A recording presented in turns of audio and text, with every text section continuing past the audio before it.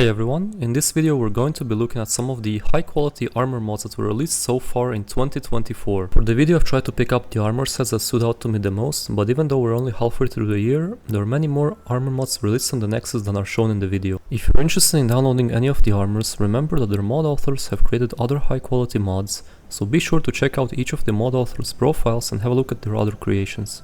Now let's get into it. So the first mod I will be showing you today is the Ysmir Armor, which is made by the very talented Fourth Unknown. It adds a high quality Nordic themed heavy armor and also a battle axe. The armor is unisex but has no beast race support unfortunately. The armor set can be found in the world at locations that you would be visiting while doing the main quest. I will not spoil them here, but if you really want to know you can go to the mod page and check the comments. As for the battle axe, it is found underwater at Hellas Folly, the shipwreck. The armor has a 3BA patch and an HDT patch, but they are available on a separate mod page made by a different person. I will link you that in the description of course.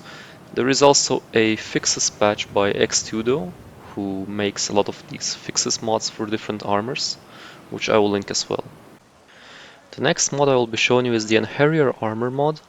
This mod adds a set of modular light armor that consists of an outfit, braces, boots, a belt, a cloak and fur.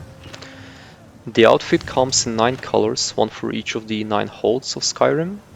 It also comes in a dress and no dress version, while the boots, braces and fur comes in 3 different color variations based on the fur color. It also has a bunch of heavy shields that you can use. Again, there is one for each of the 9 holds, and there are a few extra shields, as well as 3 additional unique enchanted shields that can be found in some hidden locations in Skyrim. It also adds a one-handed and a two-handed axe. All the items added by the mod are craftable at the Skyforge, except for the 3 unique heavy shields that are found in some special locations. The armor is compatible with 3BA and BHUNP by default, but there is no male version. And there is also a separate SMP HDT patch, which I will link in the description below. The next mod on this list is the Dawn Warrior Armor. This armor is made by Cold Sun, who is actually well known for creating high quality follower mods and NPC replacers. He made this armor set specifically to be worn by some of the custom followers he created. If you use one of Cold Sun's followers that use this armor set, they will always be wearing the enchanted version.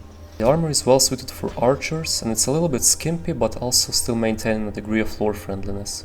The armor supports 3BA and SMP HDT by default, but if you use BHUNP, there is a separate patch for that on a different mod page.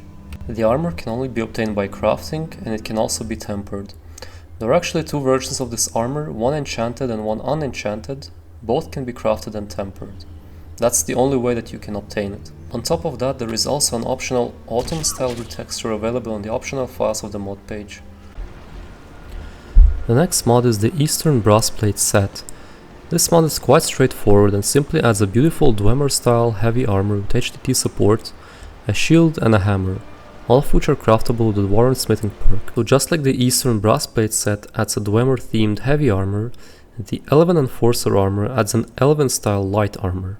The Elven Enforcer Armor adds several variants of armor, gauntlets, helms and masks, up to a total of 13 equipment pieces. It is also obtained by crafting with the Elven Smithing perk, but if you have SPID, it will also distribute them appropriately to certain NPCs. The armor has HDT physics and supports 3BA with body slide foils. And it also has a dark gold recolor in an optional file available on the mod page. Moving on, we're now going to be looking at the mod Savior's Hide Replacer. This is an interesting armor mod because rather than adding an entirely new armor set, it actually adds a few pieces to an existing armor, Savior's Hide, to create a new set based around it. Specifically, this mod adds boots, gauntlets and a mask to match Savior's Hide and retextures Savior's Hide itself. You can access the new pieces of the forge only if you have the Savior's Hide in your inventory, which means that you will have to complete Persian's quest, Ill Met by Moonlight and kill Sinding the Werewolf. Or you can also use cheats, that's up to you. Next, we have another interesting concept, which is the mod Atronach Armors. This mod adds 3 new sets of armor that are based on the 3 elemental Atronachs in the game. Your character will now be able to wear the pieces of these Atronachs for protection. There are 2 ways of obtaining these armors. You can either get it by crafting them on the forge with the respective Atronach salts and the Daedric smithing perk, Or if you have SPID installed, the Atronachs will have a chance to drop pieces of the armors on death. The Flame Atronach Armor is light armor, while the Frost Atronach and Storm Atronach Armors are heavy, but there is also an optional patch that converts all of them into clothing, so that you can use them with mage armor spells. The armor sets are compatible with 3BA and Himbo, and you can also customize them in Bodyslide to make them more skimpy if you'd like. There's even a full version of the Storm Atronach Armor that will remove the character's body and instead give you the body of the Storm Atronach. The last armor on this list is the Wayward Knight Armor, which is a modular female-only armor for 3BA. It has a plate medieval-themed realistic armor set, but also some clothing and innerwear. In fact, since it's modular, you don't actually have to wear the plate armor, and you can use this mod only for the skimpy clothing it adds.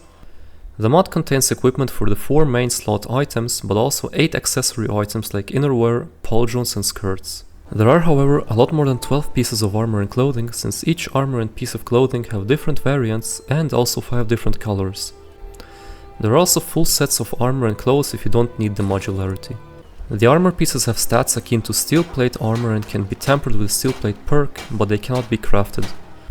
Instead, if you want to obtain the armor, you'll have to find it in a chest not far from Cracked Tusk Keep, which contains all of the pieces with all of their variants. Overall, this is in my opinion the most impressive set of armor of the ones I've showcased in this video, and I really love the different variants and the fact that it has both armor and clothing pieces. I only wish that the equipment was craftable instead of being handed out in a chest in a random location. So, as we have seen in the video, there have already been some very interesting armor sets released in the first half of the year, and I'm looking forward to see which mods are going to be released in the other half. I hope you like these armor sets as much as I do, enjoy them and goodbye for now.